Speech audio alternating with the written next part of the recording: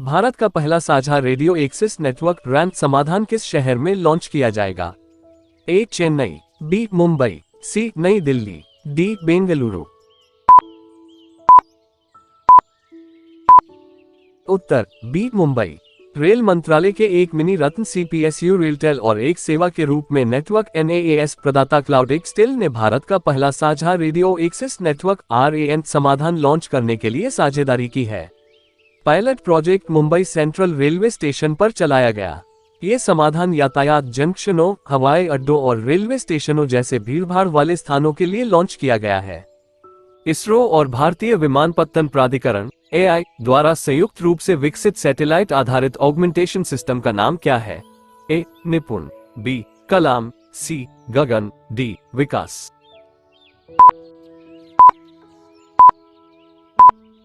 उत्तर सी गगन। नागरिक उड्डयन मंत्रालय ने बोइंग 787 विमानों को 2025 तक जीपीएस सहायता प्राप्त जियो संवर्धित नेविगेशन गगन संवर्धन प्रणाली अनुपालन से छूट दे दी है। गगन भारतीय विमानपत्तन प्राधिकरण और भारतीय अंतरिक्ष अनुसंधान संगठन इसरो द्वारा संयुक्त रूप से विकसित एक संवर्धन प्रणाली है। ये सुसज्जित विमानों को प्रस्थान, मार्ग और लैंडिंग संचालन के लिए नेविगेशन सेवाएं प्रदान करने में सक्षम है। क्वेश्चन 3, Jezero क्रेटर और वाइल्डकैट रिज किस ग्रह पर पाई जाने वाली संरचनाएं हैं? ए मंगल, बी बृहस्पति, सी पृथ्वी, डी शुक्र।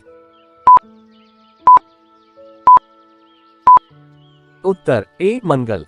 जेजेरो क्रेटर मंगल ग्रह पर मौजूद सिर्टिस मेजर चतुर्भुज में 45 किलोमीटर चौड़ा क्रेटर है।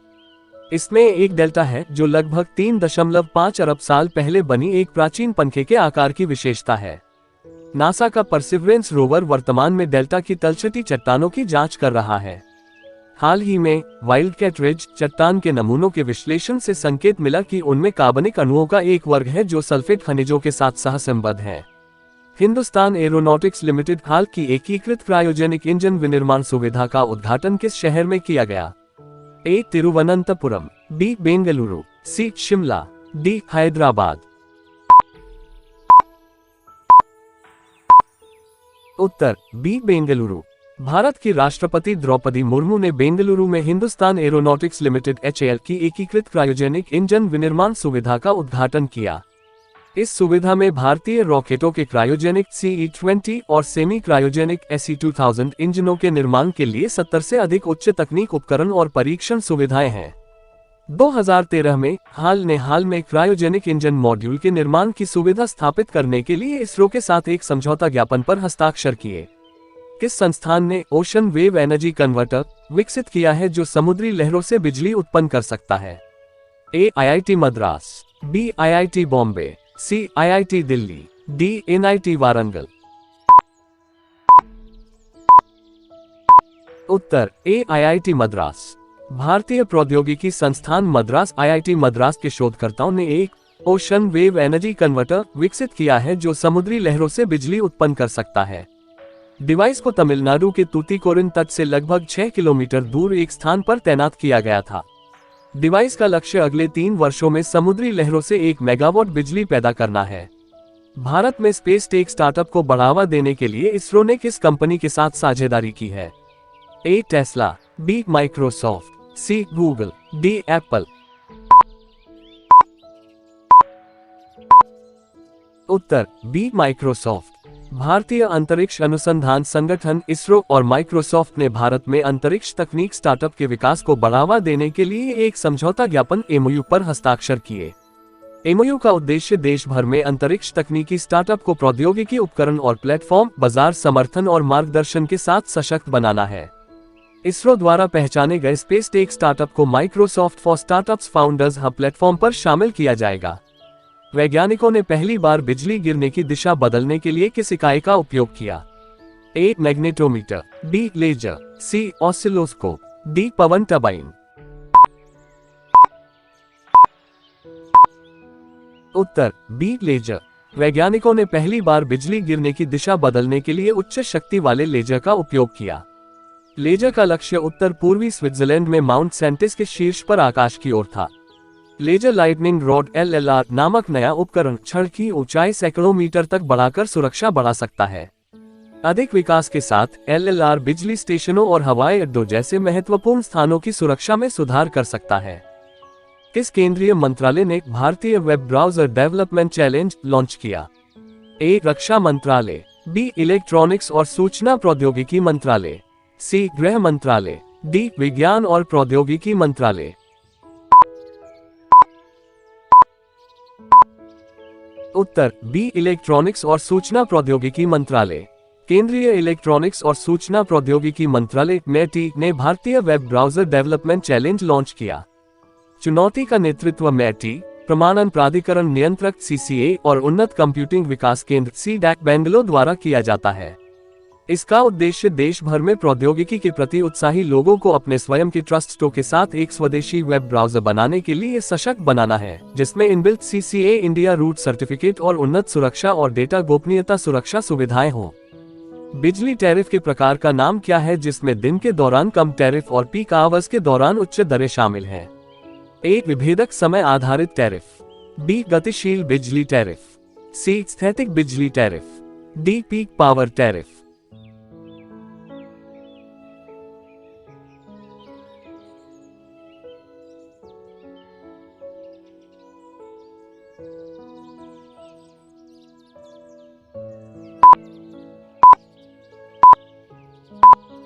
उत्तर ए. विभेदक समय आधारित टैरिफ। सरकार ने अलग अलग समय आधारित बिजली दरों को लागू करने के अपने इरादे का संकेत दिया है, जिसमें दिन के 8 घंटे की अवधि के दौरान कम कीमतें और चरम बिजली खपत घंटों के दौरान उच्च दरें शामिल हैं। बिजली मंत्रालय ने हाल ही में बिजली उपभोक्ताओं के अधिकार नियम 2020 में संशोधन की घोषणा की, जिसमें समय समय पर TOD टैरिफ के प्रावधानों को शामिल करना शामिल है। वित्त मंत्रालय की हालिया रिपोर्ट के अनुसार वित्त वर्ष 23 के लिए भारत की GDP वृद्धि क्या है? ए. 6.2%, बी. 7.2%, सी. 7.5%, डी. 8.2%। उत्तर बी. 7.2%। हाल ही में वित्त मंत्रालय ने मई 2023 के लिए वार्षिक आर्थिक समीक्षा रिपोर्ट का अनावरण किया, जिसमें घोषणा की गई कि वित्त वर्ष 23 के लिए भारत की GDP वृद्धि 7.2% तक पहुंच गई, जो फरवरी से पहले अनुमानित 7% से अधिक है। रिपोर्ट में इस बात पर भी प्रकाश डाला गया है कि खपत और निवेश दोनों ने महामारी से पहले के अपने स्तर को पार कर लिया है, जो महामारी के बाद की अवधि में सकारात्मक सुधार का संकेत देता है। किस संस्था ने ओस्टियो HRNet नामक फ्रेमवर्क विकसित किया है? A. IIT Madras, B. IIT Varanasi, C. IIT Guwahati, D. IIT Kanpur. उत्तर सी. IIT गुवाहाटी। भारतीय प्रौद्योगिकी संस्थान गुवाहाटी के वैज्ञानिकों की एक टीम ने ओस्टियो HRNet नामक एक अत्याधुनिक ढांचा तैयार किया है, जो एक्स-रे का विश्लेषण करके घुटने के ऑस्टियोआर्थराइटिस OA की तीव्रता का स्वचालित रूप से मूल्यांकन करने के लिए डीप लर्निंग DL तकनीकों का उपयोग करता है। इमेजेस इस कृत्रिम बुद्धिमत्ता AI मॉडल में स्थिति की सीमा की पहचान करने और दूरदराज के स्थानों में स्वास्थ्य पेशेवरों का समर्थन करने, अधिक सटीक निदान की सुविधा प्रदान करने की क्षमता है।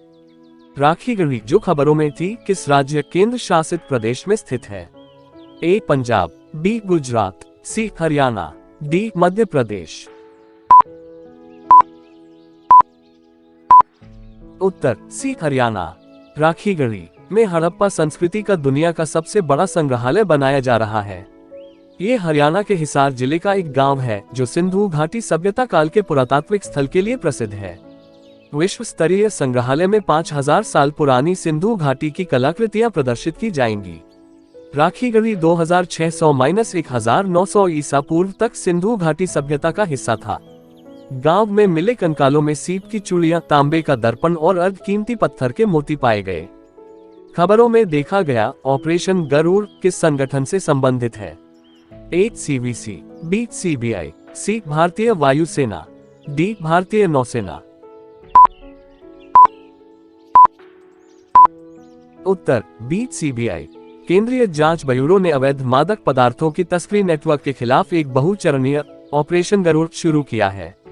ये वैश्विक ऑपरेशन हिंद महासागर क्षेत्र पर ध्यान केंद्रित करते हुए अवैध दवाओं और नशीले पदार्थों की तस्करी से निपटने के लिए इंटरपोल और नार्कोटिक्स कंट्रोल ब्यूरो के समन्वय में शुरू किया गया था। इस विशेष अभियान के दौरान सीबीआई ने 127 नए मामले दर्ज किए, 175 लोगों को गिरफ्तार किया और भारी मात्रा में नशीली दवाएं जब्त की। भारत के पहले गोल्ड एटीएम का उद्घाटन किस शहर में किया गया है?